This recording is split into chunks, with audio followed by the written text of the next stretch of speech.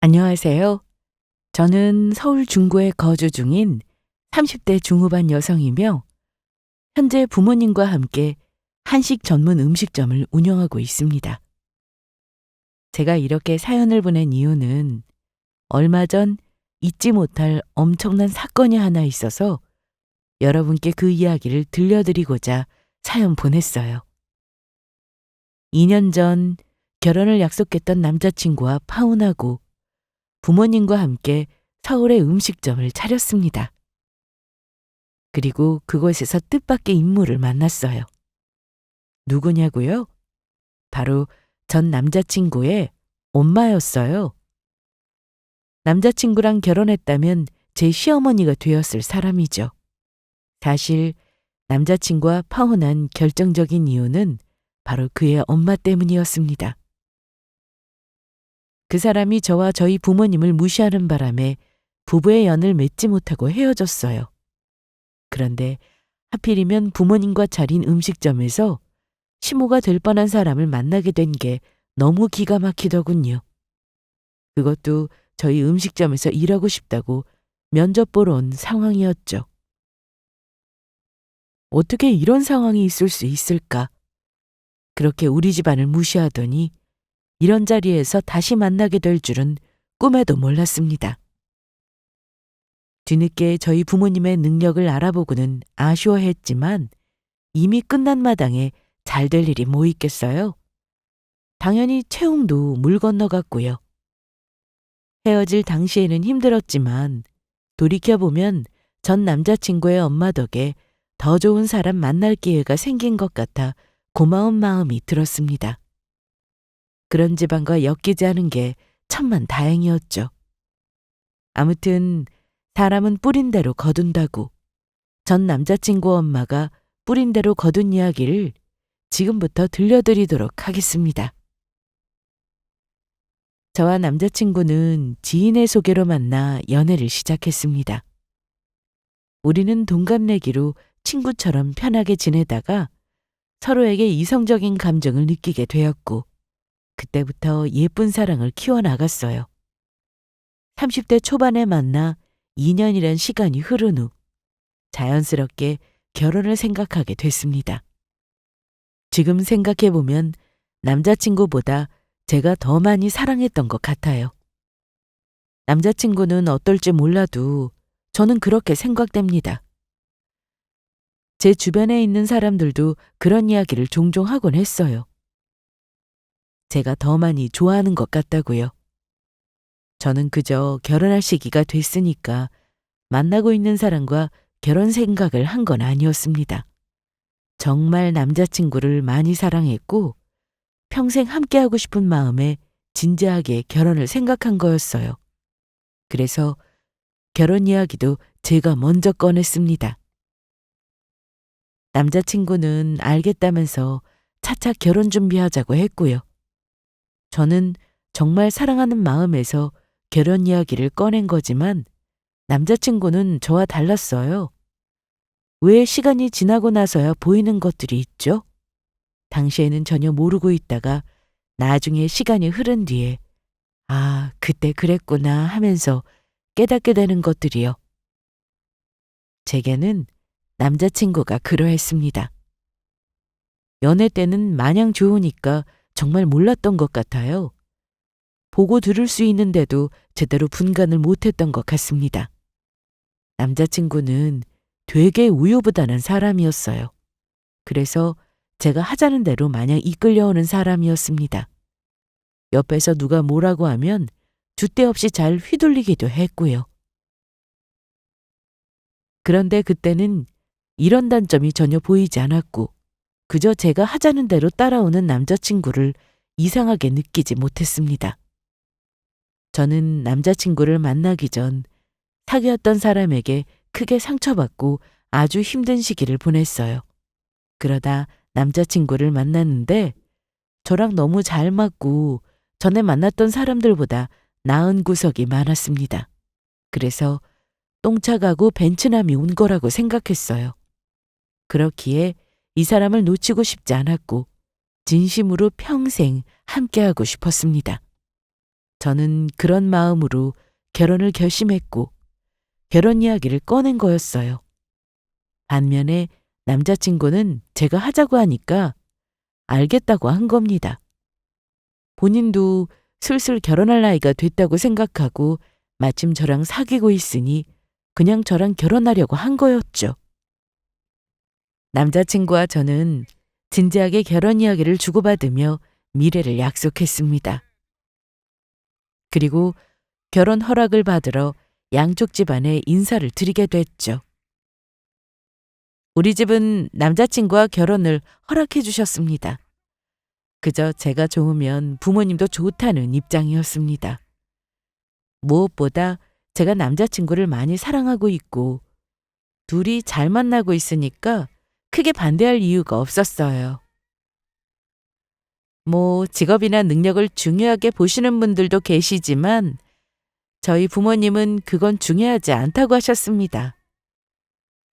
그저 성실하고 책임감만 강하면 얼마든지 성공할 수 있다고 생각하셨어요. 돈이야 둘이 함께 열심히 벌면 되는 거고 또 우리 집이 그렇게 못 사는 수준도 아니라서 걱정 없으셨던 것 같습니다. 예비 시댁도 큰 반대 없이 둘이 좋으면 결혼하라는 입장이었어요. 양쪽 집안에 허락받고 본격적으로 결혼을 준비하게 됐지만 저는 이 과정에서 딱 한 가지 마음에 걸리는 게 있었습니다. 그건 바로 예비 시모의 반응이었어요. 그래, 뭐 한다고 했지? 네, 저는 요리 관련 일을 하고 있어요. 요리? 그러면 요리사 그런 건가? 네, 비슷해요. 요리 전공했고 제 능력 살려서 현재는 요식업계에서 일하고 있어요. 그렇구만. 그럼 부모님은 뭐 하시고? 엄마는 가정주부시고 아빠는 동네에서 작은 가게를 하나 운영하고 계세요. 그럼 찰난 집안은 아니란 소리네. 나는 또 능력 있는 며느리였나 기대했는데 내 말 서운하게 생각하지 말고 들어요. 나는 우리 아들이 조금 더 나은 집안의 여식과 결혼했으면 했거든. 원래 부모 마음이라는 게 그렇잖아. 자기 자식이 잘 되었으면 하는 거. 그런데 어쩌겠어. 둘이 좋아서 결혼하고 싶다는데 내 욕심만 내세울 수는 없잖아. 그렇게 키우는 집안만 아니면 반대할 생각 없어. 툭 까놓고 말하면 예비 시모는 저를 마음에 쏙 들어하지 않았어요. 그냥저냥 크게 못 사는 집안 같지 않으니까 허락한다는 느낌이었습니다. 본인 아들이 좋다고 하니까 허락하는 거지. 그거 아니면 더 능력 있는 며느리 얻고 싶다는 말을 돌려 말했어요. 자식이 더 좋은 사람과 결혼했으면 하고 바라는 마음이야 누가 모르겠어요. 하지만 그걸 굳이 제 앞에서 표현할 필요는 없다고 생각했습니다. 그냥 혼자 속으로 생각하고 넘겨도 되잖아요? 대놓고 네가 능력 있는 것도 아니고 잘 나가는 집안의 딸도 아니지만 찢어지게 가난한 건 아니니 허락한다는 태도에 솔직히 기분이 좋지는 않았습니다. 그것도 첫 만남에 말이죠. 하지만 남자친구를 많이 사랑하고 있고 사람마다 생각하는 게 다르다 보니까 그냥 그런가 보다 하고 넘겼습니다. 그렇게 결혼 허락을 받고 결혼 준비에 뛰어들었는데 대뜸 친정 부모님께서 농사일을 시작한다고 하지 않겠어요? 그 말을 들으니 저는 두 분의 건강이 심히 걱정스러웠습니다. 엄마랑 아빠랑 농사일을 시작한다고? 허리며 다리며 여기저기 아프면서 농사는 무슨 농사야? 아빠 일은 어쩌고? 네 아빠 내년에 가게 정리하잖아. 어차피 그만둘 건데 미리 땡긴다고 큰일 나겠니? 가게 정리하고 나랑 같이 농사 지으려고. 그러면 그냥 쉬시지. 무슨 농사를 한다고 그래. 그게 얼마나 힘든데. 그러다 괜히 몸 상하면 어쩌려고. 아유, 우리가 뭐 애야? 너 걱정 안 되게 조심해서 잘할게. 무리하지 않게끔. 마침 놀리고 있는 땅을 어떻게 써먹어야 하나 고민 중이었는데 이참에 농사지어서 제대로 활용하면 좋잖니. 집에서 놀면 뭐해? 그냥 네 아빠랑 슬슬 농사나 지으면서 지내려고. 앞서 말씀드렸다시피 저희 부모님은 평범한 분들이십니다. 엄마는 가정주부시고 아빠는 동네에서 작은 가게를 운영하셨죠. 제가 태어나기도 전부터 가게를 운영하셨는데 이제 장사도 잘 안 되고 무료한 마음에 새로운 일을 시작하고 싶다고 하셨습니다. 저는 이제 그만 편히 쉬기를 바랬는데 두 분은 아직 팔팔하다면서 뒷방 늙은이 취급하지 말라고 하셨습니다. 제가 두 분 몸 상할까봐 걱정하는 걸 알고는 그런 일 없게 자신들이 알아서 잘 챙기겠다고 하셨어요. 말이 같이 농사 짓는 거지 정작 둘만 하는 것도 아니고 동네 사람들이랑 같이 할 거라면서 걱정 붙들어 매라고 하셨죠. 그냥 이렇게만 보면 정말 평범한 분들 같죠? 하지만 정확히 말하자면 평범한 듯 평범하지 않은 분들이십니다. 이게 무슨 말이냐면 행색을 보면 그냥 여느 사람과 다를 바 없어 보이지만 실상은 능력 있는 분들이십니다. 사실 저희 친가 쪽에는 땅이 많았어요. 그 땅을 대대로 자손에게 물려주셨는데 저희 아빠도 할아버지 할머니 돌아가시고 나서 많은 땅들을 물려받으셨습니다. 땅이 많고 워낙 넓어서 관리하기가 힘들다 보니까 그중에서 몇 개는 처분하고 몇 개는 가지고 계셨는데 글쎄 그 땅에 농사 지을 거라고 하셨어요. 동네에서 오래 사신 분들이라면 저희 부모님이 엄청난 땅 부자라는 걸 아실 테지만 잘 모르는 사람들이 봤을 때는 그냥 평범한 사람으로 생각될 겁니다. 저도 가끔은 저희 부모님이 엄청난 땅 부자라는 걸 잊을 때가 많아요. 진짜 행색이 초라하기 그지없거든요. 돈도 그렇게 많은데 어찌나 검소한지 모릅니다. 부부는 닮는다고 절약이 투철하신 분들이에요. 아무튼 저희 부모님은 땅 부자로 돈도 많은데 굳이 힘든 농사일을 시작하신다고 하니 저는 그 상황을 이해할 수 없었습니다. 그 많은 돈 다 짊어지고 갈 것도 아니잖아요. 이제 일에서 물러나 편하게 노후 생활 보내도 될 텐데 그 힘든 일을 하신다고 하니까 왜 저러실까 의아스러웠습니다. 안 그래도 엄마는 허리가 안 좋으신 상태였고 아빠는 무릎이 좋지 않으셨거든요. 그런데 농사라니 젊은 사람도 농사 짓다가 곡소리가 절로 나오는 마당에 나이 드신 두 분이 농사 짓는다는 게 가능하기나 할까 싶더라고요. 그럼에도 불구하고 두 분은 농사 짓기로 결심하셨는지 마을 사람들과 함께 부모님 소유의 땅에서 농사를 짓기 시작하셨습니다. 이렇게 좋은 땅을 그냥 놀리기에는 너무 아깝다면서 값진 열매를 맺고 수확의 기쁨을 맛보고 싶다나 뭐라나. 아무리 말려도 두 분 다 들을 생각을 안 하셨고 저는 무슨 뜻이 있어서 그러시겠지. 두 손 두 발 다 들고 말리던 잔소리를 그만뒀습니다. 그러면서 제발 몸에 무리 안 가게 조심조심해서 일하라는 말만 할 뿐이었어요. 그러던 어느 날 우려하던 일이 터지고야 말았습니다. 이날은 부모님께서 가게를 정리한 다음 농사일을 시작한 지 얼마 안 됐을 때였어요. 아빠가 일하다가 그만 허리를 삐끗하셨다는 연락을 받게 되었습니다. 아빠 괜찮아? 허리 좀 어때? 병원 안 가봐도 되겠어?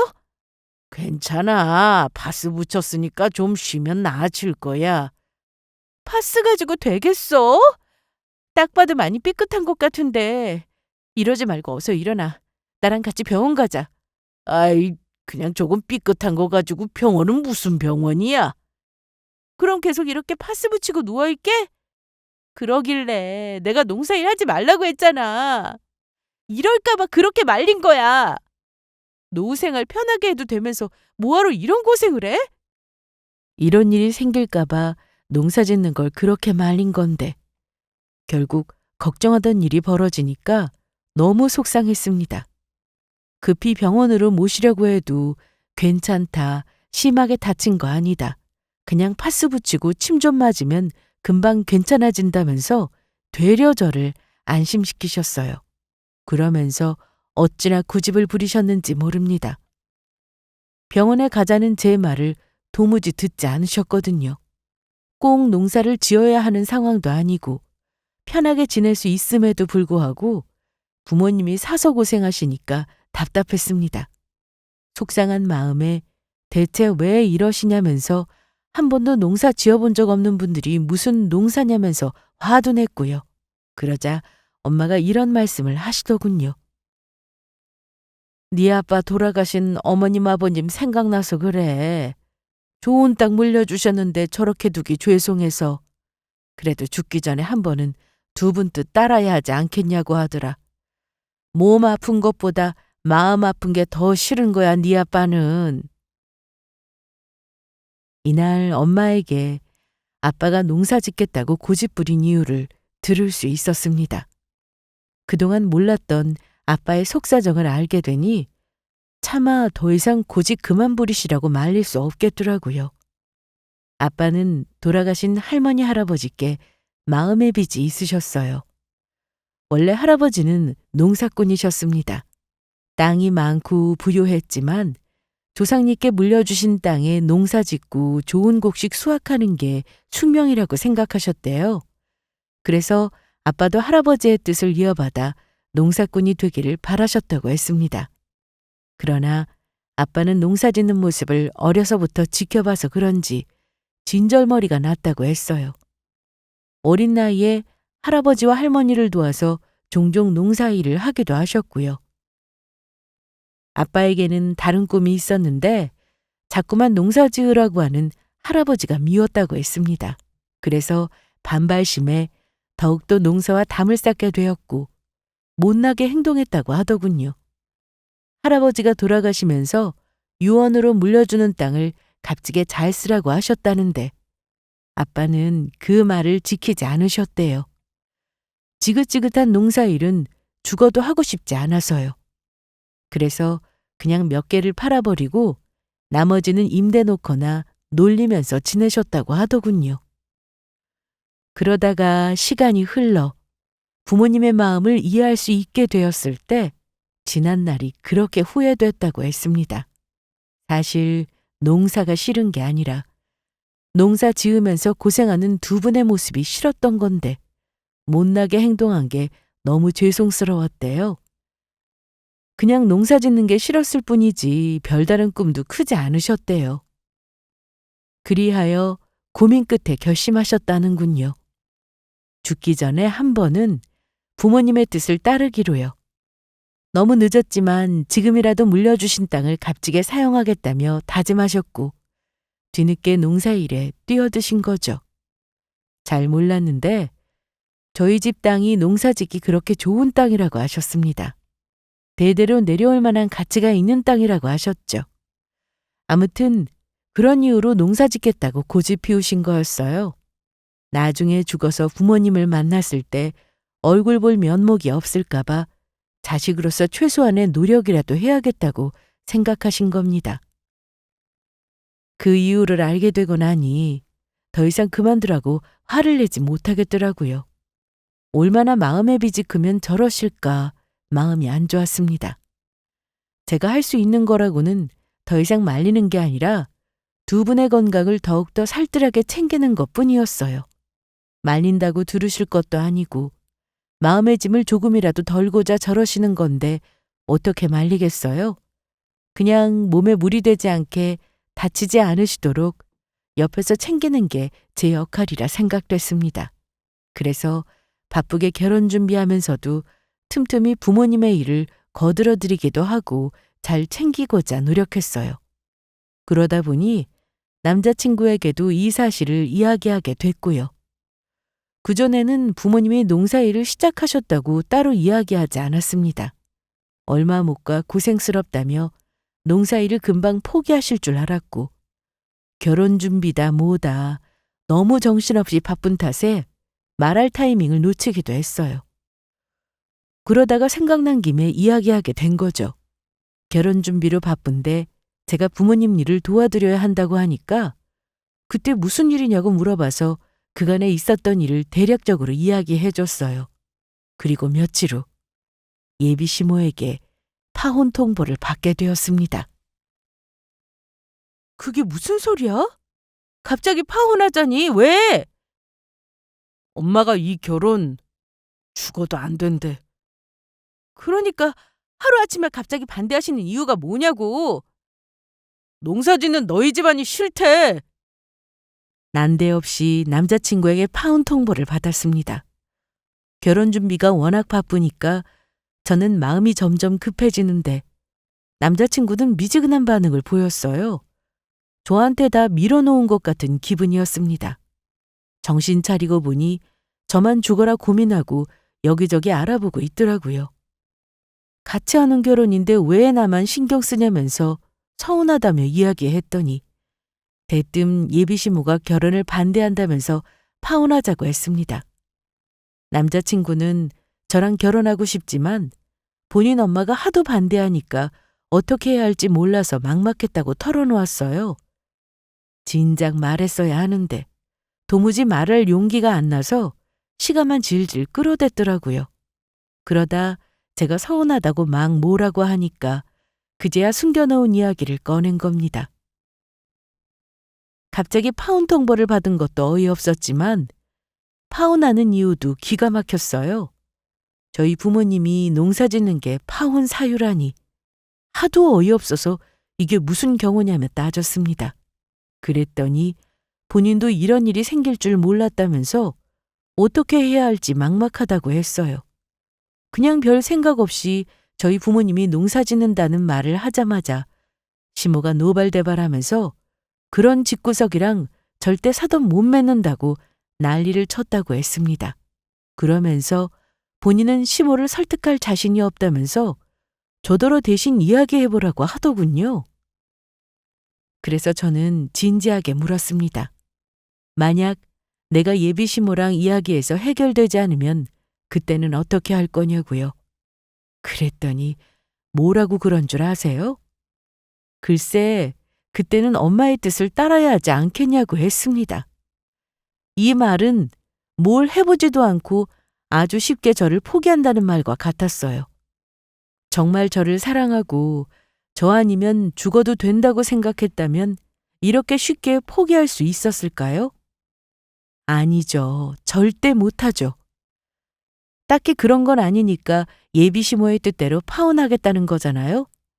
이때 진짜 배신감이 확 들었습니다. 정말 저랑 헤어지기 싫고 결혼하고 싶은 마음이 간절했다면 이런 말을 하기 전에 걱정하지 말고 기다려라. 본인이 설득하겠다고 했을 거예요.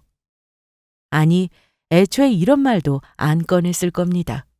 본인 엄마한테 무슨 말도 안 되는 이유 가지고 결혼을 반대하는 거냐 난리 쳤겠죠. 조금의 노력도 없이 너무도 허무하게 저를 포기하겠다는 남자친구를 보고 엄청난 배신감과 함께 실망감이 들었습니다. 나는 고작 이런 남자를 믿고 결혼을 결심했구나 자괴감까지 들더라고요. 사실상 남자친구의 태도만으로도 파혼은 확정된 거나 다름없었습니다. 아무리 남자친구를 사랑해도 이런 사람에게 미래를 맡길 수는 없었어요. 그래서 우선 예비시모를 만나야겠다고 했습니다. 예비시모를 설득하고자 만나려던 게 아니었습니다. 저는 정말 궁금했어요. 왜 결혼을 반대하는지 그 이유가 말입니다.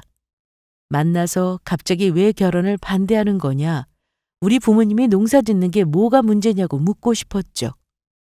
그래서 남자친구와 함께 예비시댁으로 향했어요. 그리고 예비시모에게 물었습니다.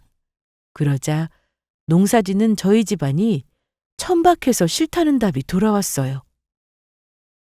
지금 천박하다고 하셨어요? 그래, 천박해서 싫어. 내가 너한테 말했지?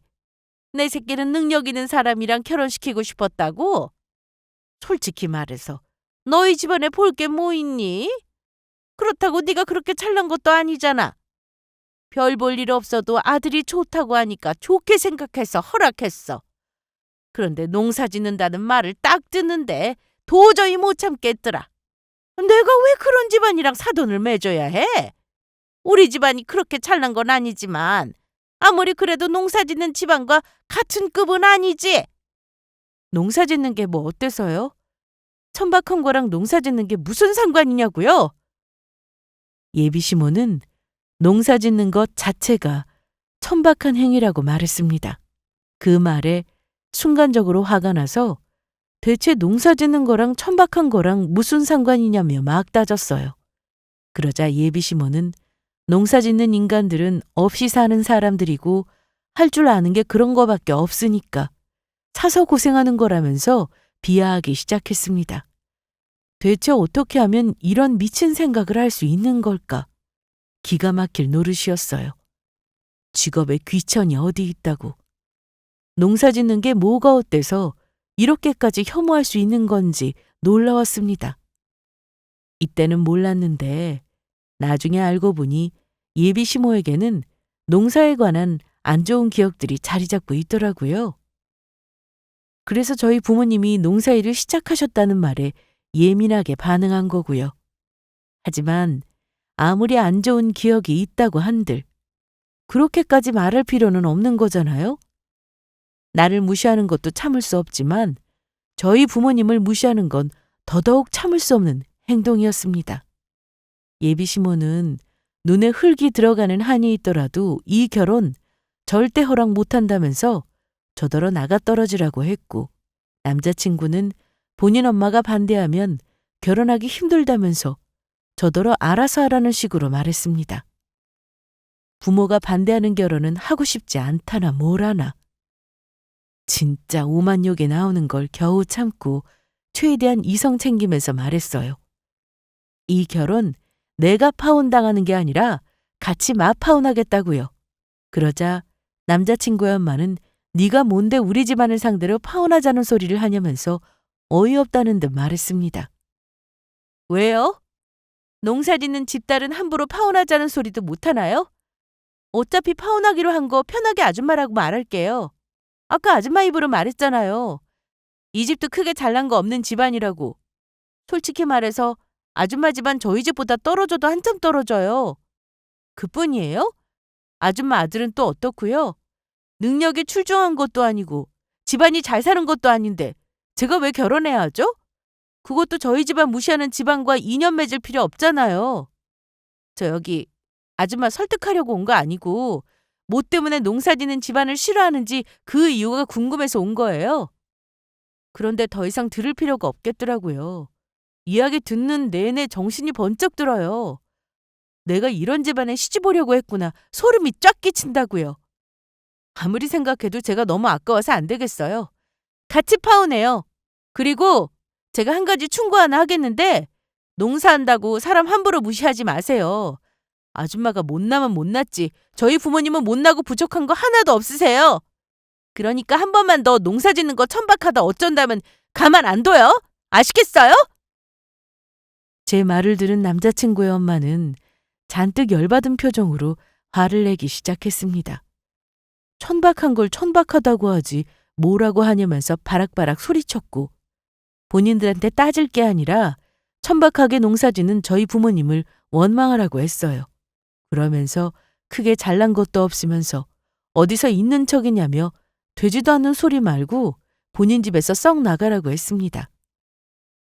남자친구와 당장 헤어지라고 했고요. 저는 함부로 사람 무시하다가 큰 코 다칠 날이 꼭 올 거라고 받아쳤고 어디에 얼마나 잘난 며느리였고 사는지 두고 보겠다고 했습니다. 내가 진짜 장담하는데 아무리 능력 있는 며느리를 얻어도 나보다 못할 거라고 했어요. 그러면서 굳이 부모님이 땅 부자라는 걸 밝히고 싶지는 않았습니다. 이런 사람들에게 우리 부모님 앞으로 땅이 몇 개 있다면서 설명하기도 싫고 그걸 믿게끔 해명하기도 귀찮잖아요? 제가 뭐하러 그렇게까지 해야 하나요? 그럴 가치도 없는 인간들이라고 생각했습니다. 그리고 오히려 모르고 끝나는 게 잘 됐다 싶었어요. 괜히 알아봤자 뒤늦게 질척거리면 곤란하잖아요? 이런 사람들 100이면 100, 돈에 환장하는 사람들입니다. 돈 좀 있는 거 알면 바로 태세 전환하고 달라붙을 게 뻔했어요. 그래서 어디 한번 두고 봐라. 이런 마음으로 그 집을 나왔습니다. 집에 돌아온 후에도 제 마음은 도무지 진정되지 않았어요. 생각하면 생각할수록 뭐 그런 인간이 다 있나 화가 났습니다. 감히 저희 부모님에게 천박하다고 하다니 도저히 용서할 수 없었어요. 무엇보다 남자친구에게 너무도 화가 났습니다. 아무리 본인 엄마라고 해도 그런 말을 아무렇지 않게 듣고 가만히 있을 수 있나 싶더라고요. 할 말이 있고 못할 말이 있는 거잖아요. 그동안 저랑 만난 시간이 있는데 그걸 다 무시하고 본인 엄마 말을 듣는 게 너무도 실망스러웠습니다. 상처를 준 건 그들인데 왜 저만 벌을 받아야 하는지 이해되지 않았어요. 남자친구를 원망하고 그의 엄마를 미워하면서도 만났던 지난날의 기억은 쉽사리 잊히지 않았습니다. 그만큼 제가 정말 사랑해서 그랬나 봐요. 아무리 상대방이 믿고 제게 죽을 죄를 지었다고 해도 아무 일도 일어나지 않은 것처럼 한순간에 잊을 수는 없는 거잖아요. 오히려 상처받은 만큼 그 이별은 더욱 지독하고 아프기만 합니다. 그날 이후 저는 준비하던 결혼을 멈추고 모든 예약을 취소했어요. 물어야 할 위약금은 남자친구에게 넘겼습니다. 먼저 파혼을 제기했고 우리 부모님을 모욕했으니 다 지불하라고 했어요.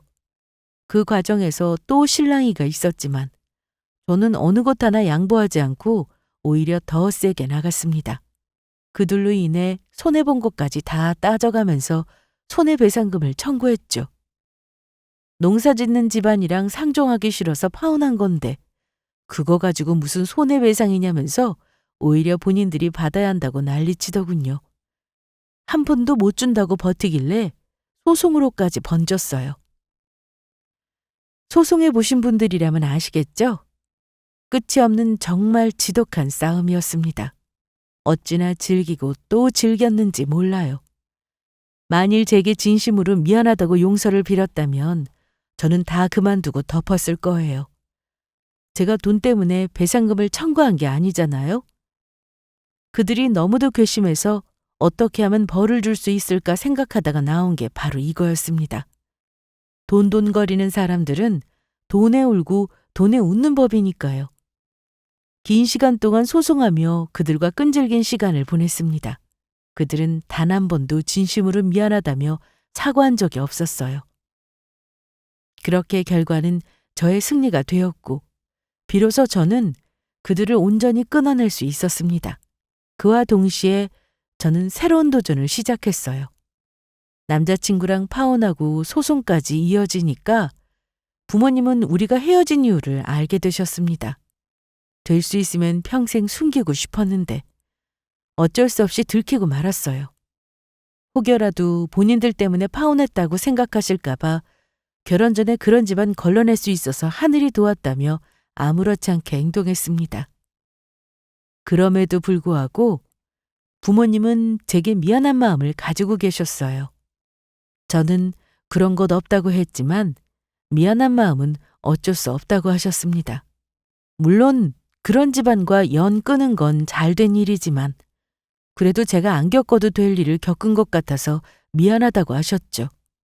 비록 돌아가신 할아버지 할머니께 지은 마음의 짐 때문에 농사일을 시작했지만 이런 일을 겪고 나니 마음이 흔들린다고 하셨습니다. 그래서 저는 이런 부모님께 땅 정리하고 서울에서 음식점을 열어 장사하는 건 어떻겠냐고 물었어요. 저는 요리를 전공한 사람이고 직업적으로 음식에 관한 연구를 계속해서 해온 사람입니다. 나중에 저만의 가게를 하나 차리는 게 꿈이었는데 이왕 결혼도 물 건너가고 시간도 많이 주어졌으니 알차게 쓰고 싶었어요. 부모님 나이도 있으신데 농사일하면서 힘들게 고생하시지 말고 제가 운영하는 음식점에서 편하게 일하며 쉬시라고 했어요.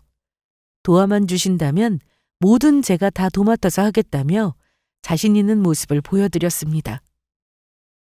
힘든 시기를 보내고 나니 더 이상 무서울 게 없더라고요. 어디서 샘솟는 건지 모르겠지만 그냥 뭐든 잘해낼 자신이 있었습니다. 부모님은 며칠 고민하시더니 어차피 나중에 물려줄 땅인데 지금 물려준다고 큰일이야 나겠냐면서 저더러 삶아먹던 끓여먹던 알아서 하라고 하셨습니다. 그리고 계신 땅 중에 작은 땅을 제외하고 나머지를 제게 물려주셨습니다. 작은 땅은 주말 농장처럼 소소하게 텃밭처럼 사용할 거라고 하셨어요.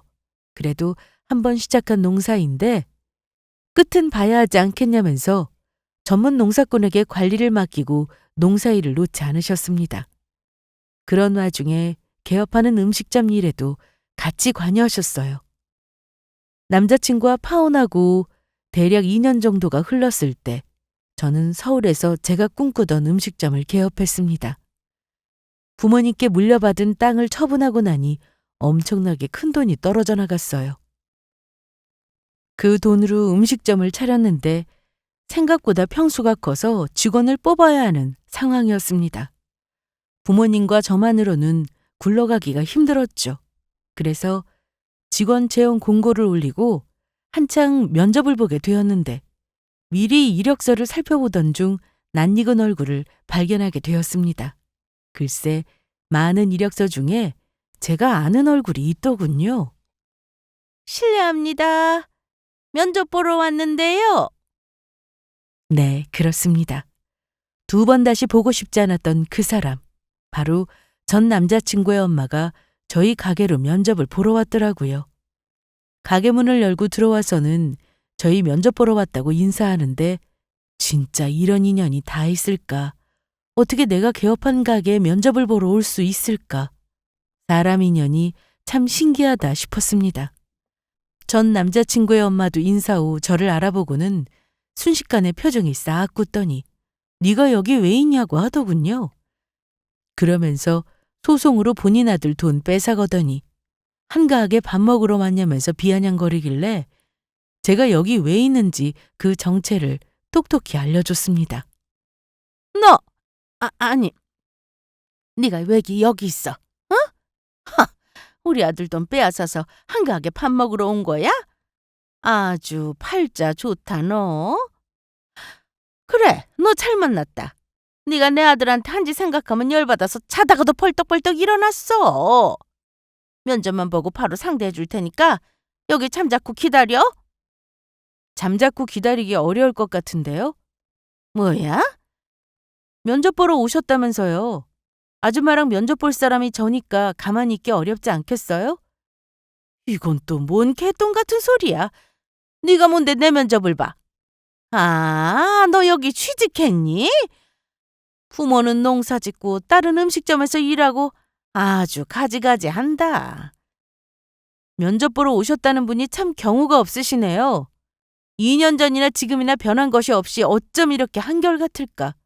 하긴 사람 변하는 거 쉽지 않죠. 이쯤하고 그냥 제 소개 바로 할게요. 오늘 아줌마랑 면접 보는 사람이고 이곳 사장이에요. 저는 전 남자친구 엄마에게 제 정체를 밝혔습니다. 그러자 네가 무슨 사장이냐면서 미친 소리 하지 말라고 하더군요. 안 믿길래 영업신고서랑 명함을 보여줬더니 그제야 제 말을 믿기 시작했습니다. 이게 어떻게 된 거냐면서 네가 왜 여기 사장이냐고 따지더니 바지 사장인 거냐고 묻더군요. 그러다가 본인 아들한테 빼앗은 돈으로 차린 거냐고 난리치길래 그 돈으로 이렇게 큰 가게를 어떻게 차리냐고 했습니다. 그러자 대출을 받은 거냐, 어디 돈 많은 사람이라도 꼬셨냐 등등 대체 어떻게 된 거냐고 묻길래 다른 쪽에 계시던 부모님을 모시고 왔어요. 그리고 부모님께 물려받은 땅을 처분해서 차린 거라고 말했습니다. 그렇게 궁금하시다면 알려드릴게요. 아줌마가 생각하는 것처럼 대출받거나 돈 많은 사람 꼬셔서 차린 거 아니고요. 부모님께 물려받은 땅으로 차린 거예요. 제가 말했잖아요. 우리 부모님 아줌마보다 훨씬 능력 있는 사람이라고. 워낙 검소하신 탓에 티를 잘 안 내셔서 그렇지 땅을 몇 개나 가지고 계셨어요. 그걸 저한테 물려주셨고 저는 그거 처분해서 이렇게 큰 음식점 차린 거고요. 그런데 아줌마를 어떻게 여기서 다 만날까요? 그것도 저희 가게 일할 사람 뽑는 면접 자리에서요? 땅을 물려받았다고? 아니 대체 땅이 얼마나 많길래 서울에서 이렇게 큰 음식점을 차린단 말이야? 대출 하나도 안 끼고 차린 거야? 세상에, 그럼 이게 다 얼마야? 제 말을 들은 전 남자친구의 엄마는 날 새우던 표정을 감추고 가게 안을 두리번거리며 살펴보기 시작했습니다. 본인 가게도 아니면서 시세로 따지면 얼마인가 유추하고 있더군요. 그러더니 이렇게 만난 것도 인연인데 저더러 밥이나 먹자고 하더군요. 그간 못다한 이야기도 하고 지난날의 앙금도 풀자면서요. 갑자기 태세 전환하더니 아들이 그렇게 좋아했는데 본인 욕심 때문에 헤어지게 해서 마음이 안 좋다고 했습니다. 저한테도 미안했고요. 마침 음식점이니까 여기서 같이 식사하면서 이야기 좀 하자고 하길래 저는 말없이 문을 열었습니다. 본인이 밥 먹자고 하면 제가 알겠다면서 밥 먹을 사람인가요? 제게 한 짓이 있는데 아무 일도 없다는 듯 저렇게 말할 수 있는지 진짜 대단하더군요. 아마 뒤늦게 후회스러웠겠죠. 부모님과 제 능력을 알고 다시 잘해보고 싶어서 수작 부리는 게 뻔했습니다. 그래서 저는 면접 끝났으니 이만 나가보라며 문을 열었고 그걸로 대답을 대신했어요. 그러자 시모의 표정이 또 싹 바뀌더니 지금 본인을 무시하는 거냐고 하더군요. 나가라니. 너 지금 나 무시하니? 내가 면접 보러 왔다고 우스워?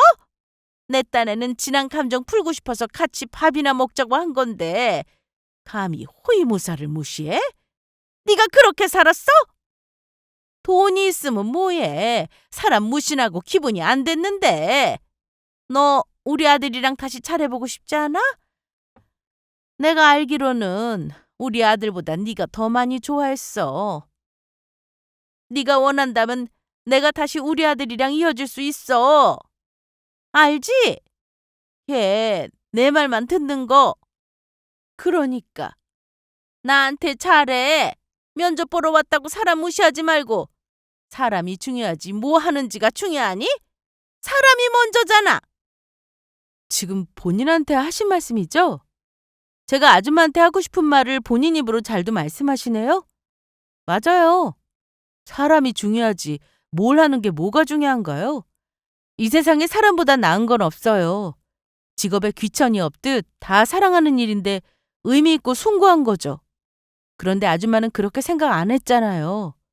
제가 기억하기로는 저희 부모님 무시하셨던 것 같은데 천박하게 농사나 짓는다고. 그거 이제 와서 아니라고 말 바꾸시게요? 그러지 마세요. 그럴수록 아줌마 꼴만 더 우스워지니까. 저는 면접 보러 왔다고 무시하는 사람 아니에요. 그게 왜 무시할 만한 일이에요? 저희 가게에서 일러주실 소중한 분 뽑는 자리인데 그래서 저는 아줌마처럼 사람 무시하고 이것저것 따질 생각 없어요. 하지만 아줌마는 저와 다르잖아요. 하는 일 가지고 쉽게 사람 무시하는 사람 저는 상종하고 싶지 않습니다. 그러니 이만 내려가 주세요. 아, 맞다. 가실 때 가더라도 뭐 하나만 물어볼게요. 이력서 보고 되게 궁금했는데 농사 짓는다고 사람 무시하고 직업으로 이것저것 따지는 분이 뭐하러 음식점에서 과일을 하세요? 그것도 아줌마 생각에는 천박한 일인가요? 뭐?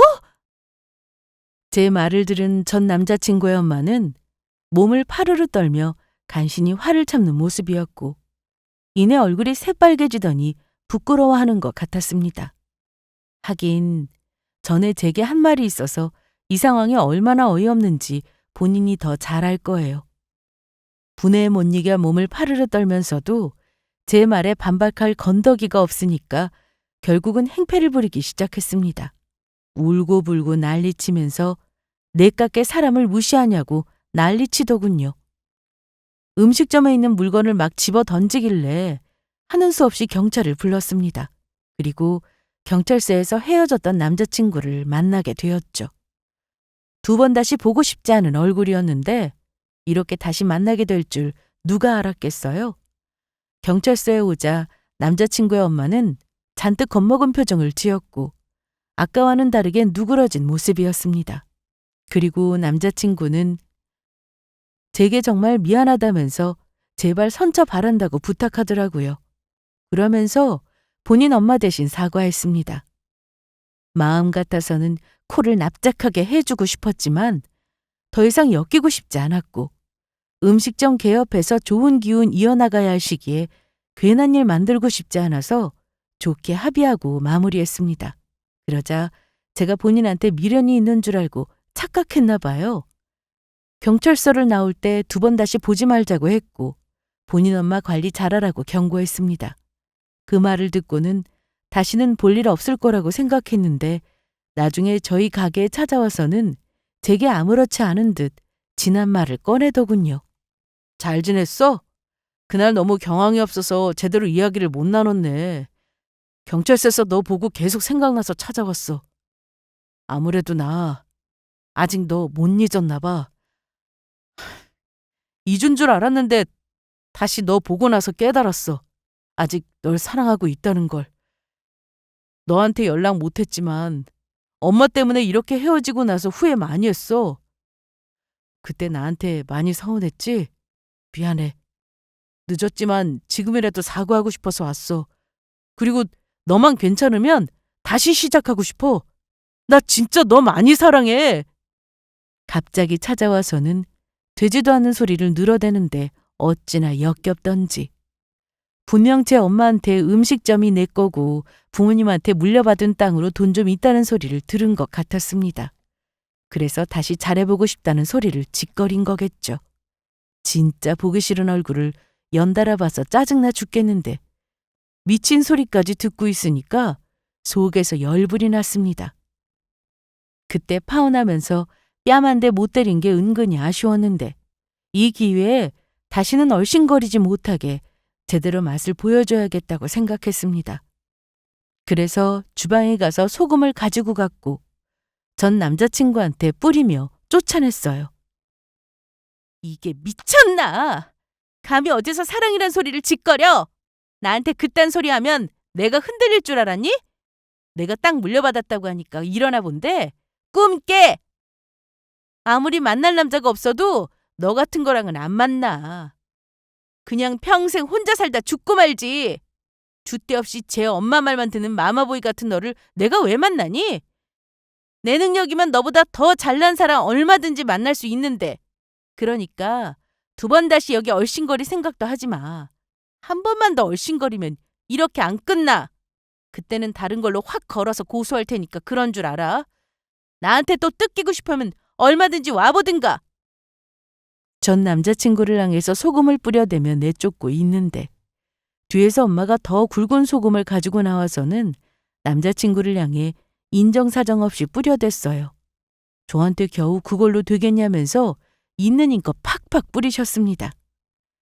재수없는 놈이 재수없는 일 몰고 온다고 우리 가족이 차린 음식점에 괜히 안 좋은 기운 묻히러 왔다면서 진짜 오만욕과 함께 쫓아내셨습니다. 그리고 2번 다시 내 딸 앞에 또 나타나면 그때는 본인이 가만 안 놔둘 거라고. 다음에는 소금이 아니라 똥바가지를 퍼올 거라면서 제대로 경고하셨어요. 그렇게 그 일이 있고 나서 그 인간은 다시 찾아오지 않았습니다. 한동안 잊고 살았는데 이렇게 다시 만나게 되니 별일이 다 있다 생각되면서도 한편으로는 한 방 먹이고 제대로 끝낼 것 같아서 속이 다 후련했어요. 저는 앞으로 부모님과 함께 음식점을 잘 이끌어 나갈 예정입니다. 힘든 일 다음에 좋은 일 온다더니 앞으로 음식점 운영하면서 좋은 일만 가득했으면 좋겠네요. 그럼 지금까지 저의 긴 사연을 들어주셔서 감사합니다.